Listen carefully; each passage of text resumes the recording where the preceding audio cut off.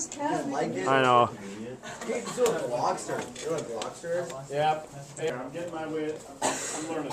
Okay, so like I said, you know how to do stoichiometry. You know how to do gas laws. Now it's just a matter of doing more and more problems. So let's start with an example problem.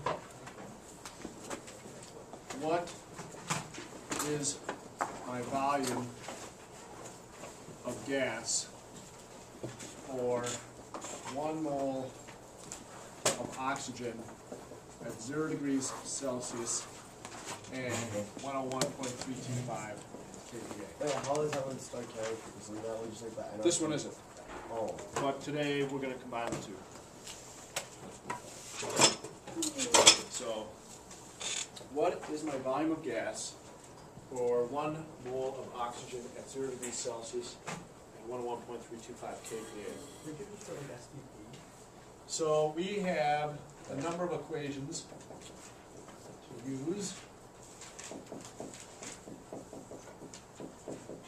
P1 V1 equals P2 V2. V1 over T1 equals V2 over T2. P1 V1 over T1 is equal to P2 V2 over T2. And we have the ideal gas equation, PV equals nRT. So, like I say, write down everything you know. We know the moles of oxygen. We know our temperature. But we must convert it to Kelvin. So we add 273. Pressure, 101.325. And we are trying to find our volume in liters.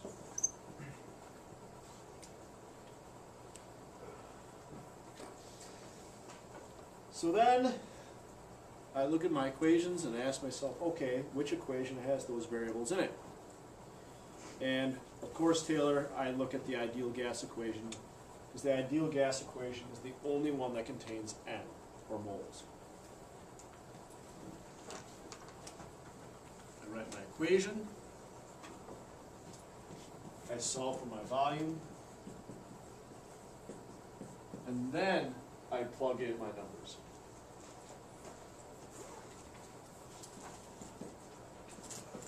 So 1 mole times 8.31 liters kPa in mole Kelvin times my temperature divided by my pressure.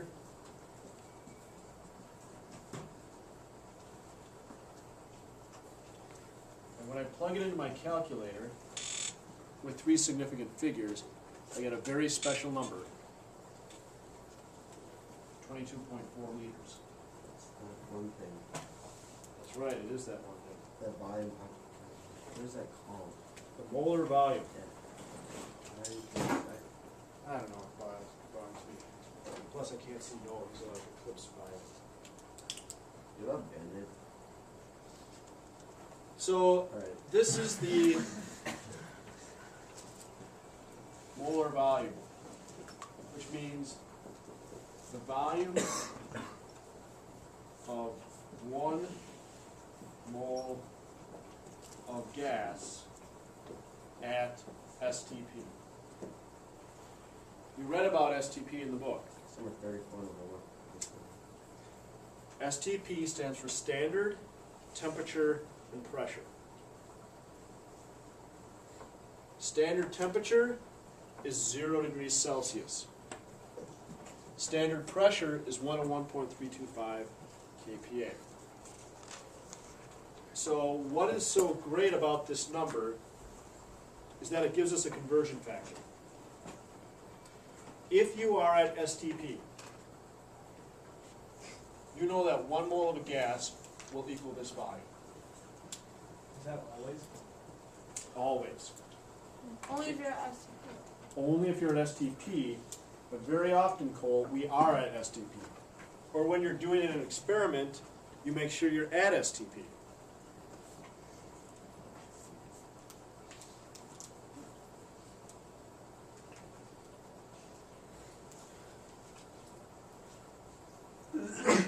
Okay, so, how would this problem look differently if you were to use that conversion factor? Oh, well, actually, no. Let's do a different problem, sorry. How about, instead of 1 mole of gas, let's say we've got 1.6 moles.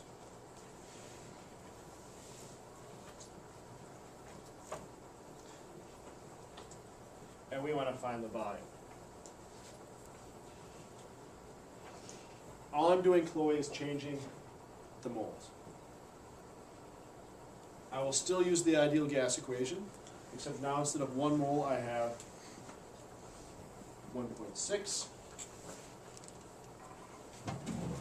When I plug into the calculator,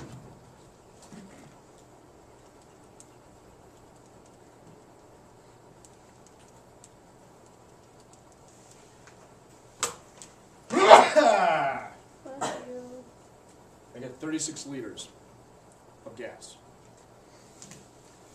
So I'd have to write everything I know, Grace, do the algebra, plug in the numbers, and I'll get 36 liters. Okay? But if you are an STP, you can use that conversion factor.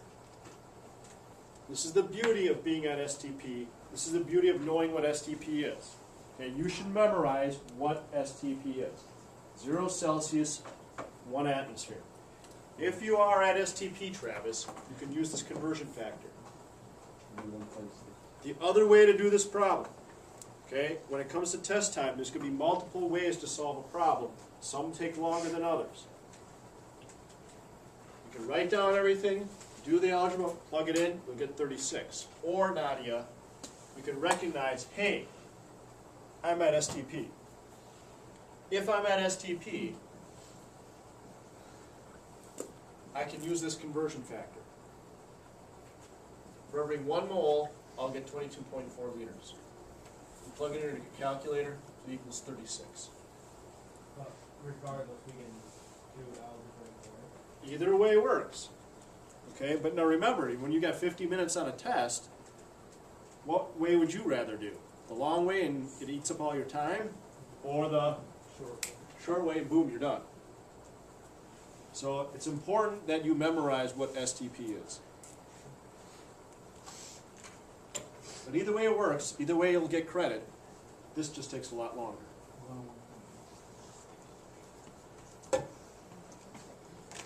Okay. Now let's combine stoichiometry.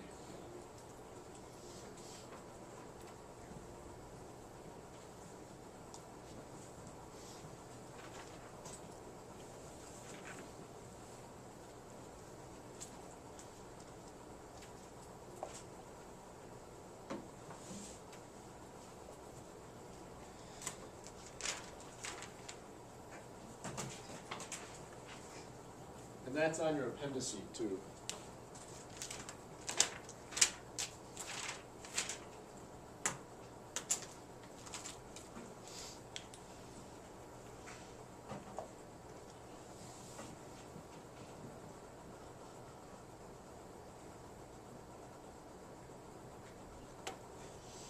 Okay, what mass of zinc oxide could be produced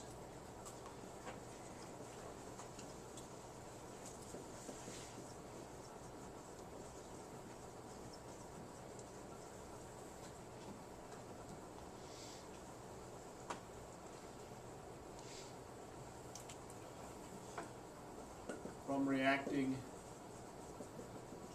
418 grams of zinc sulfide with 185 liters of oxygen gas at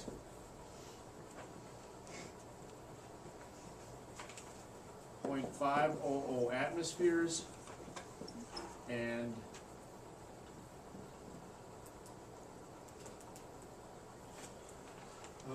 65 degrees Celsius.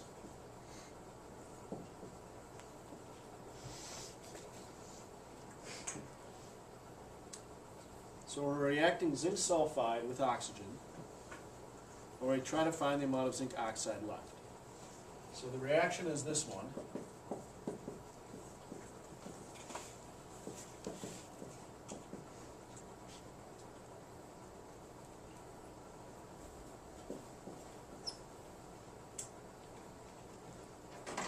So we have to make sure it's balanced now. Okay, we can't just assume it's balanced. So, one zinc, one zinc. One sulfur, one sulfur. Two oxygens, 1, 2, 3 oxygens. So the oxygens aren't balanced. I'm going to put a 2 there. That gives me 2 oxygens and 2 zincs. I have to put a 2 there. That gives me 2 zincs and 2 sulfurs, which means I have to put a 2 here. So now I have 2 sulfurs. And now I have 2 oxygens here, 4 oxygens there, so a total of 6 on this side. So I'm going to need a 3 there. Now my reaction is balanced. And you guys are becoming more advanced in chemistry. We're almost done with the year. So, because you guys are now advanced, you may use fractions if you want to. 1 and 1. 1 sulfur, 2 oxygens, 3 oxygens. If I put a 3 halves here, what's 3 halves times 2? 3. 3. 3 halves times 2 is 3. So I have 3 oxygens on this side. How many do I have on that side? 3. So if you want to use fractions, you can. There's nothing wrong with it. But I'm going to use the old-fashioned method here.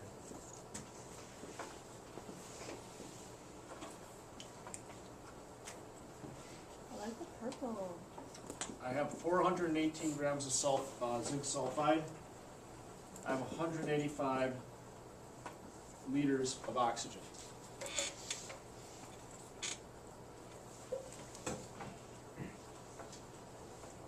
I'm trying to find the amount of zinc oxide.